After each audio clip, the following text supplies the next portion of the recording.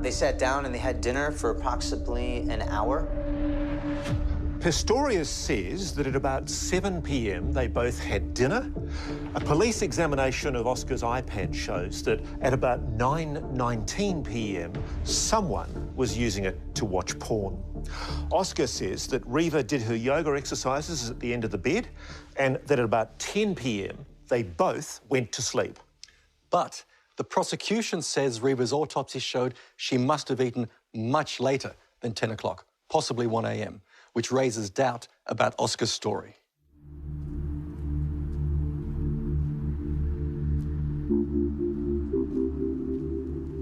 There's no dispute, though, it was a hot night. Pistorius says that these balcony doors were open and these two fans were in the doorway, blowing cold air into the room. Oscar says he's a light sleeper and he woke up at about 2 in the morning. But Ross, a neighbour living opposite, says that just around that time she heard two people arguing loudly, a man and a woman. Well, Oscar's version is there was no argument. He says he simply took the fans inside, closed the balcony doors, pulled the curtains, and that he did all of this on his stumps. And as you can hear, the fans are quite loud. And when I was doing the reconstruction at the scene, I had both of these exact fans. It's quite loud and quite distracting. So at this particular time, either while he was repositioning the fans or while he was closing the sliding glass doors, Reva gets up to go to the toilet. And crucially, Oscar says he didn't hear her getting up. Right. But just how credible is it that Oscar didn't hear Reva get up off the bed and go to the bathroom? Well, it's absolutely critical to his defence, because if the judge finds otherwise, if she believes that Oscar was aware that Reva got up from the bed and went to the bathroom, then he's guilty of murder. What Oscar says happened is that after he closed the curtains, the room was dark, except for this LED light on his stereo, which he then covered with a pair of Reva's jeans. And he covers that LED light on the stereo, and then that's when he hears something. What does he hear? He hears a loud screech and a bang. And what did Oscar tell you that he thought at that moment? At that moment, he immediately thought that there was an intruder coming into his house through the bathroom window. Where is Reva at this stage? Reva's in the toilet. Scott Roeder believes the noise was Reva opening the bathroom window, and that's what Oscar hears. OK, so this is the bathroom, the window, and there's the toilet door. And back here in the bedroom, Oscar Pistorius is scared. He's terrified there's an intruder coming in through the bathroom window. He thinks Reva's still here in the bed. So he says he leans down beside the bed and grabs his loaded pistol.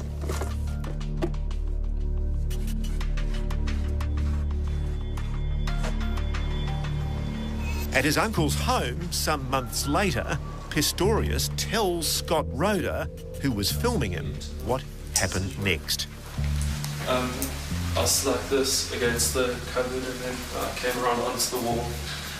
And then when I could get in far enough, like I looked around the corner like this, and I knew that obviously from hearing the door, I presumed that the person was inside the toilet. I stood there for some time, not sure how long.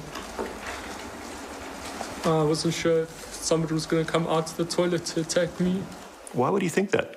Well, there was construction being done on his house. There were large ladders right beneath the bathroom window that were certainly long enough to reach that bathroom window.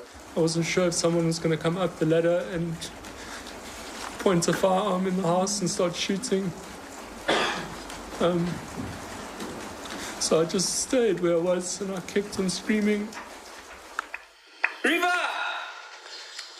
Reva, call the police! He still thinks Reva's in bed. Yeah. Baby, call the police! And I was shouting for Reva the whole time, trying for her to call the police. And you never like had your shoulder or your back against the wall? Yeah, I did.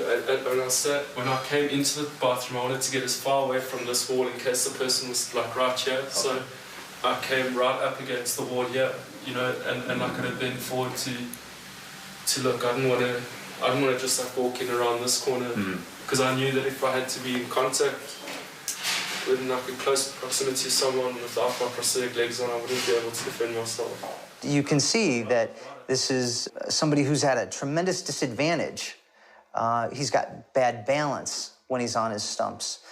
He could be easily overcome at that particular point. What should we be listening for that you believe prompted him to fire? There is a magazine rack that's inside the toilet chamber.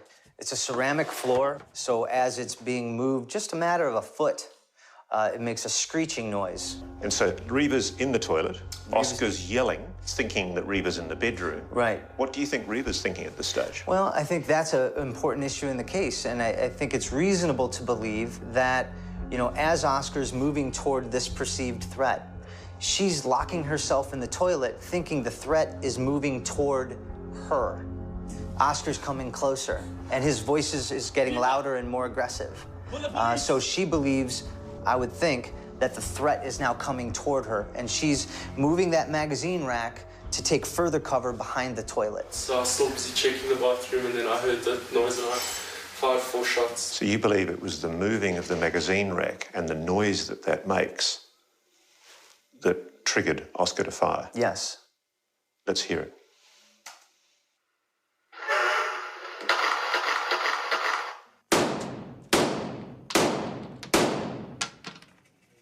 And then I heard a noise from inside the toilet, what I perceived to be somebody coming out of the toilet. Before I knew it, I'd fired 4 shots at the door. What happens next? At that particular point, he stays there at that corridor entrance to the bathroom for several seconds, shouting, crying for Reva to call the police, get help, call the police, and he hears nothing. And then I stood there, and then I really started panicking. So he retreats back, walking backwards down the corridor, keeping his gun sighted toward the toilet, not knowing if there's another intruder coming out. I think at a point I was like this because I was worried I was going to trip on something, and I didn't want to, you know, so I was walking this back to the bed. And then you did that. And then I got to the bed, and I kind of lifted myself up onto the bed like this, and I sat on it, and I was feeling for Reva, and I couldn't feel her next to me on the bed. I kind of lay down, like dropped back a bit on the bed, but I had my arm out the whole time. He climbs backwards across the bed, patting the bed to see if Reva's there. She's not there. If you're right, that's the moment that he realises that Reva's not in the bedroom. That is the moment he realizes. I felt if Reva was there and I couldn't feel anything. And at that point, the first thing I thought was maybe that she got down onto the floor. Like I told her to, maybe she was just scared. And then, I think it was at that point, my lady, that it first dawned upon me that it could be Reva that was in the bathroom or in the toilet. Pistorius says he got off the bed and on his stumps rushed back to the bathroom. I went to the bathroom quite quickly. So when you were walking toward us just now, was that as fast as you can walk? No, without I your got it prosthetic? quicker. It's probably the fastest speed that I would have been able to go. Okay. And now he's really panicked. So he turns the light on. He realizes the door's locked and the key must be on the inside. So he goes out to the balcony.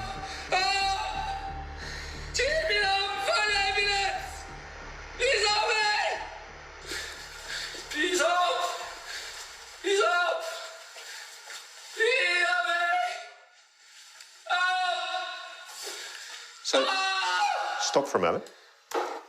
Neighbours say they heard a woman screaming. Yes.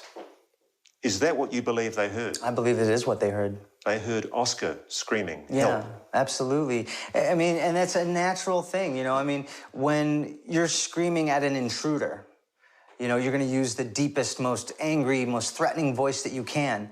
But then he realized, oh my God, it's Reva. And so now he's panicked. And at that point, you know, when you're panicked, you scream and you scream and you scream. And, you know, I believe that that is what the neighbors heard.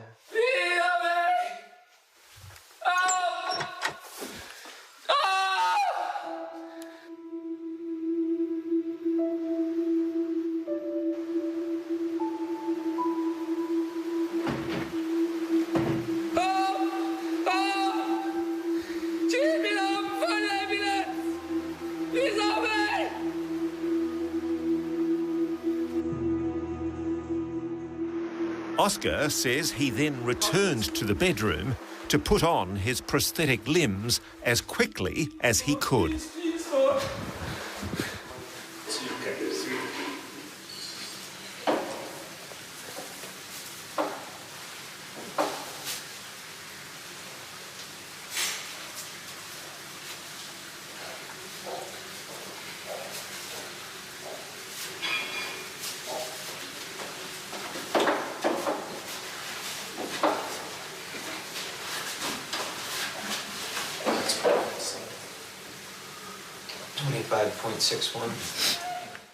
Pistorius says he picked up a cricket bat and then returned to the bathroom to break the toilet door down.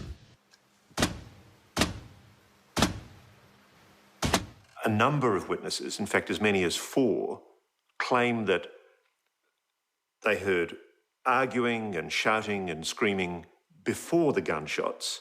There was a pause and then they hear more gunshots. Well, it's really crucial. Yeah, absolutely, that's crucial. That second set of gunshots, I believe, was the sound of the cricket bat breaking down the door. Now, I did a test on that. I hit it with a cricket bat type instrument in an attempt to replicate that sound. And then I used that same door and the same model gun with the same type of ammunition that Oscar used, and I shot through that door. And I compared those audio sounds, and this is what I got. That's a bat. That's the bat.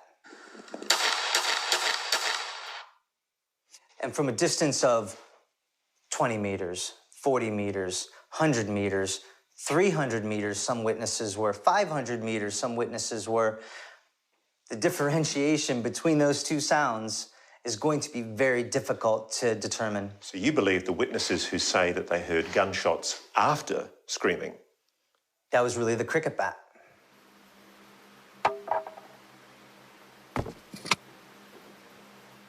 I unlocked the door, and I flung the door open, I threw it open, and I sat over Reva and I cried. And I don't know how long. I don't know how long I was there for.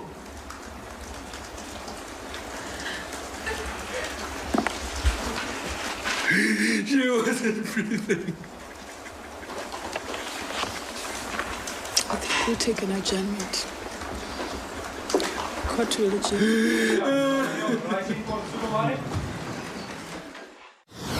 Do you think he loved Reva Steenkamp? I know he did. She phoned me. She said that we've been fighting. We've been fighting a lot. Do you think he intended to harm her? I think he intended to kill her. 4 bullets through the door. If you look at the evidence, Oscar is clearly not guilty. He's a murderer.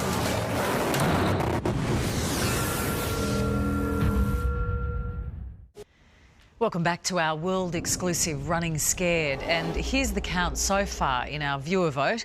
Do you think Oscar Pistorius deliberately killed his girlfriend, yes or no? As you can see, it's roughly split down the middle. There's still time for you to have your vote. Perhaps it will change as you see Ross Coulthart and Steve Pennells continue our special investigation with the case for the prosecution.